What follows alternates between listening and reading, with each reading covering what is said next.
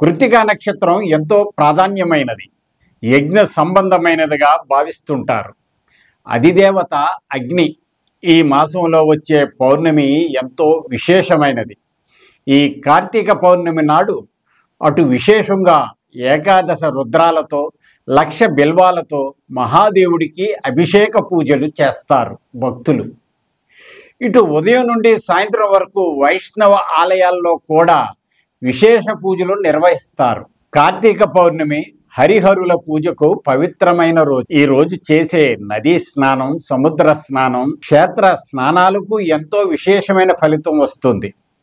అలాగే మీకు గ్రహ దోషాల నివారణ కోసం చేసే దానాలు కూడా అధిక ఫలాన్ని ఇస్తాయి. ఈరోజు శివకేశవుల ఆలయాల్లో భక్తులు వెలిగించే దీపాలకు చాలా ప్రాముఖ్యత ఉంది. ఈరోజు సకల దేవతలు సుబ్రహ్మణ్యేశ్వరుణ్ణి దర్శిస్తారని స్కాంద పురాణం తెలుపుతుంది. నెల మొత్తం కార్తీక విధులు కుదరని పక్షంలో ఏకాదశి నుండి పౌర్ణమి వరకు నిష్టగా ఈ విధంగా చేస్తే సరిపోతుంది అంటున్నారు పండితులు. ఈ మాసంలో ప్రధానంగా కనిపించేవి దీపారాధన, కార్తీక స్నానం, వృక్షారోపణం, వనభోజనాలు, పురాణ పఠనం లేదా శ్రవణం, సూర్యోదయానికి ముందే కార్తీక స్నానం. అలానే మనిషిలోని అజ్ఞానమనే చీకట్లను తొలగించాలి, జ్ఞానమనే దివ్య జ్యోతిని పొందాలి. దీనికోసం దీపారాధన, ఆపై పూజ, పురాణ పఠనం చేయాలి. అంతేకాదు వనభోజనం అంటే ఉసిరి చెట్టు నీడలో చేయాలి. స్వామికి నైవేద్యం పెట్టి అతిథులకు అన్నదానం చేయటం వల్ల మంచి శుభ ఫలితాలు ఉంటాయి. ఈ మాసంలో కార్తీక శుద్ధ ఏకాదశి నాడు ముగించే దామోదర వ్రతకల్పం కూడా చాలా విశిష్టమైనది. దీన్నే శుక్ల ఏకాదశి వ్రతం అంటారు. మార్గశిర శుక్ల ఏకాదశి నాడు ఈ వ్రతాన్ని ప్రారంభించి ఏడాది పొడవునా కొనసాగించి కార్తీక శుద్ధ ఏకాదశి నాడు దామోదర నామంతో విష్ణువును ఆరాధించటంతో పరిసమాప్తం అవుతుంది. శివకేశవులకు ఆచరించే ఈ విశేష పూజతో వ్యక్తికి భౌతిక, సామాజిక, ఆధ్యాత్మిక వికాసం కలుగుతుంది అంటున్నారు పండితులు.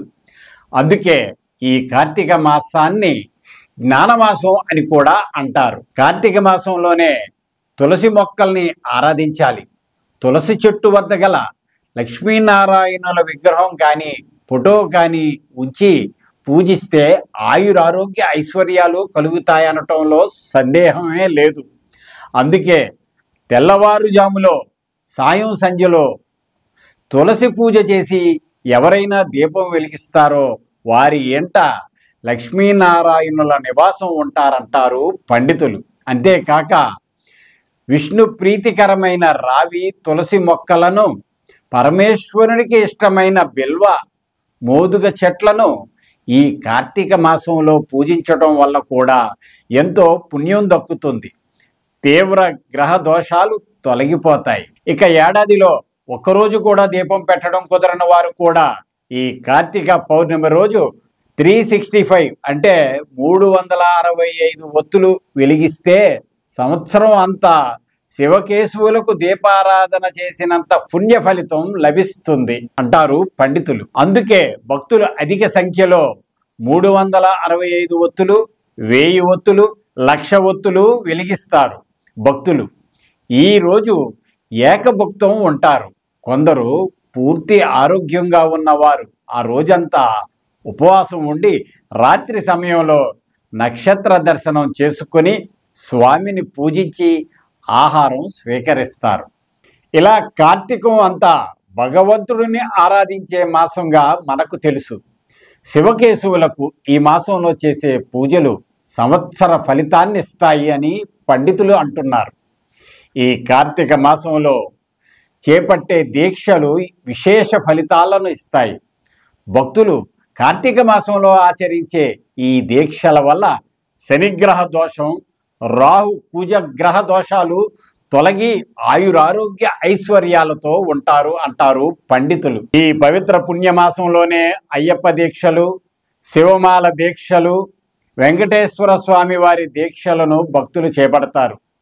మండల కాలం నిష్టలతో, నియమాలతో విశేష పూజలు నిర్వహిస్తారు. అనంతరం దీక్షాదారులు స్వామిని దర్శనం చేసుకొని దీక్షను విరమిస్తారు. వారి వారి జాతకంలో ఉన్న తీవ్ర దోషాలను తొలగించుకోవటానికి అత్యంత శక్తివంతమైన భగవత్ ఆరాధనే ఈ దీక్షలు. ఇక అత్యంత విశిష్టమైన కార్తీకంలో మరో అత్యంత పుణ్యతిథి బహుళ చతుర్దశి. ఇది కార్తీక మాస శివరాత్రి రోజు. ఈ రోజున శివలింగంపై చెంబుడు నీళ్లు పోసినా, 2 బిల్వపత్రాలు శివలింగంపై ఉంచినా అనంతమైన పుణ్యం కలుగుతుంది. కార్తీక మాస శివరాత్రి రోజు ఉదయం నుండి శివాలయాల్లో అభిషేకాలు, విశేష పూజలు జరుగుతాయి. భక్తులు తప్పక ఈ రోజుల్లో మీకు తగిన విధంగా శివుడికి, విష్ణువుకి తప్పక పూజలు చేయండి. కార్తీక మాసంలో శుక్లపక్ష పౌర్ణమి తిథి కార్తీక పౌర్ణమి వస్తుంది. కార్తీక పౌర్ణమికి చాలా ప్రాశస్త్యం ఉంటుంది. కార్తీక మాసంలో పౌర్ణమి అంటే పరమశివునికి, విష్ణుమూర్తికి చాలా ప్రీతికరం. ఈరోజు వీలైనంతగా పరమశివుడిని, విష్ణుమూర్తిని ఎంతో భక్తితో పూజిస్తే మీలోని దోషాలు తొలగిపోయి మంచి జీవితం లభిస్తుంది.